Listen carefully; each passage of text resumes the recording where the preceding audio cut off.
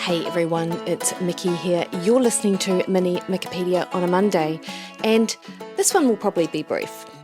Well, I say that, but I could waffle on about it, but I'll try not to. There seems to be a whole lot of scaremongering in the social media, digital media, and print media space for taking nutrients, which is befuddling to me. And I don't know what is driving this campaign against supplements, actually. There are different, I guess, schools of thought, and I would absolutely be guilty of thinking this as well early in my career as a nutritionist. After I had spent time studying my postgraduate work, etc., saying to people that you didn't need supplements because you can get everything you need from food. Quite frankly, that is not correct. However, you still see people saying this out in the space. And these are people who are voices of authority who, quite frankly, I think should know better. Having said that, though, if they are research nutritionists who don't actually work with people and see what people eat outside of the scope of, for example, population-based study where you get a food frequency questionnaire, then maybe they literally do not know what the real people actually eat. And, this was a couple of years ago, but I recall that on the news when we used to watch free-to-air TV, there was a research nutritionist who was on the news saying that people didn't need to worry about supplements because they can get everything they need from a healthy diet. Look, I've written a few blogs about this, actually, and I will put links in the show notes if you're interested in some sort of detail about why that's incorrect. But it really did blow my mind at the time. And from that perspective, the research nutritionist perspective, I do wonder whether there's some sort of, agenda behind it, or not agenda, that sounds a little bit too conspiracy theorist, but, in order to admit that the food supply doesn't provide all of the nutrients we need, you then also have to suggest that almost everyone needs to now spend money on a supplement. And I understand why that's not palatable at the population health level. Because people can't even afford good food, as if they're going to go out and buy some sort of broad spectrum multivitamin, which might actually be ideal for them. So it's almost like they live in this fairy tale of not really understanding what the food supply is like at that ground level, where people like myself and other nutritionists are working with people and seeing what people actually do eat. And the other thing that comes up when we think about multivitamins is you often hear that the people that take them are the worried well, quote unquote, the worried well. I just don't know how well these people are, quite frankly.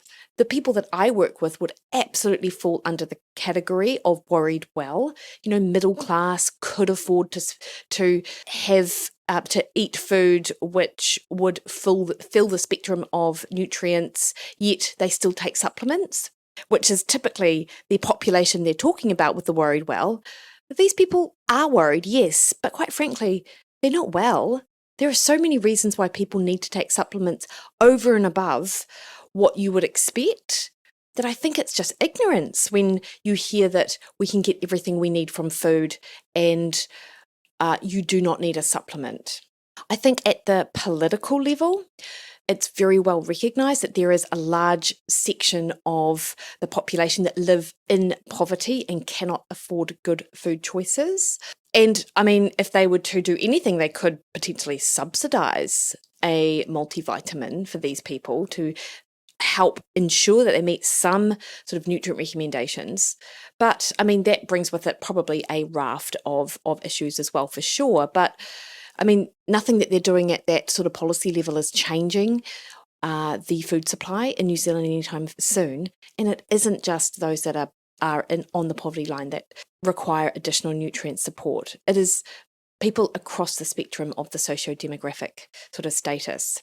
And I was sent an article from a friend of mine, actually, about multivitamins being overused during pregnancy, leading to potential harms. So this was the title.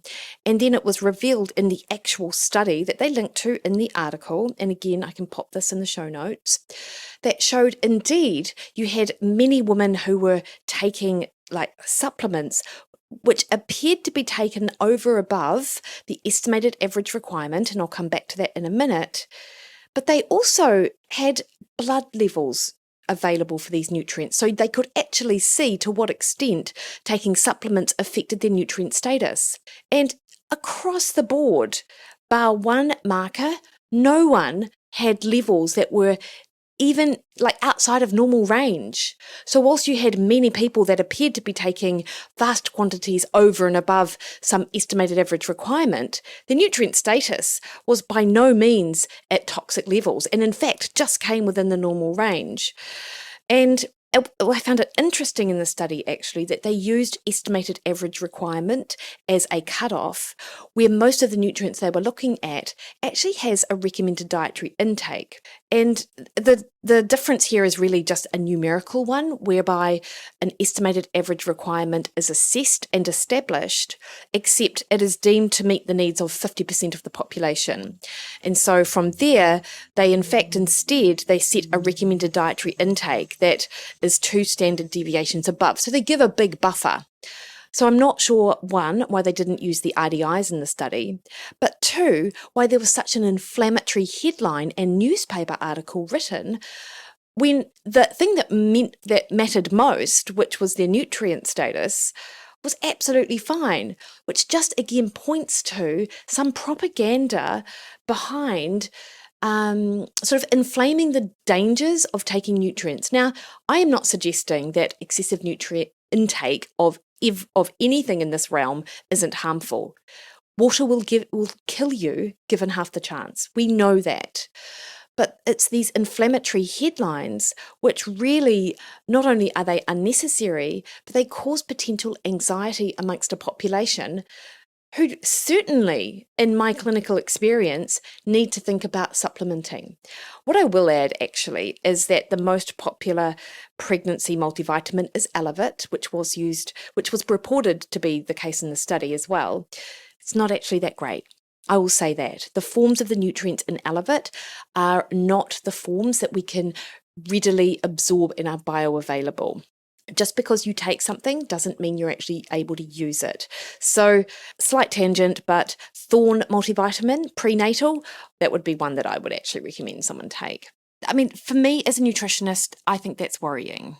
And this rant, I suppose, about multivitamins does also come on the back of being sent this article several times this week from the Business Insider, and I believe it was on Science Insider as well, of an 89-year-old man who reportedly his cause of death was excessive vitamin D intake from supplements. That was the coroner's finding. Now, interestingly, well, first of all, it was revealed that he died from excessive vitamin D intake, but nothing was revealed at all in the article. It didn't reveal the dose that he was taking, or the level of vitamin D in his blood. It didn't even reveal the form that it was taken in, and whether or not cofactors were also part of that vitamin D supplement, which is super important when you're taking a vitamin D supplement. So there was a lot of hype without a lot of detail. And I guess that's just digital media for you, right? Now, I am a fan of vitamin D, as you know. I've done a couple of mini Mikkipedia episodes on it. I have written several blogs. The most recent one was about how important vitamin D is for your immunity. So absolutely, you could Google my name and you would see a bunch of things, including on my Instagram feed, that point to the fact that vitamin D acts like a hormone in the body and not really even a nutrient. It's important for our brain, our hormones, our immune system, obviously good for our bones, our gut, etc. And in New Zealand, most people do not get enough in winter to support their vitamin D status because something to do with the UVB rays not being strong enough across New Zealand in the winter months. So you have to be outside for 60 or 90 minutes a day to have sufficient exposure to the UVB rays for our bodies to synthesize vitamin D. Who does that in normal life unless you are lucky enough to have a job that permits that being outside for that long? In addition, if you have a darker skin tone, you are unable to synthesize vitamin D to the same extent because of the melanin in your skin. Also, if you have an autoimmune condition, your vitamin D status is likely higher, or requirements are likely higher than someone who doesn't. So just a couple of other things. The reference range that is provided at the laboratory is between 50 to 150 nanomoles. Experts believe that 100 to 120 is optimal. And ideally, you would test your vitamin D twice a year.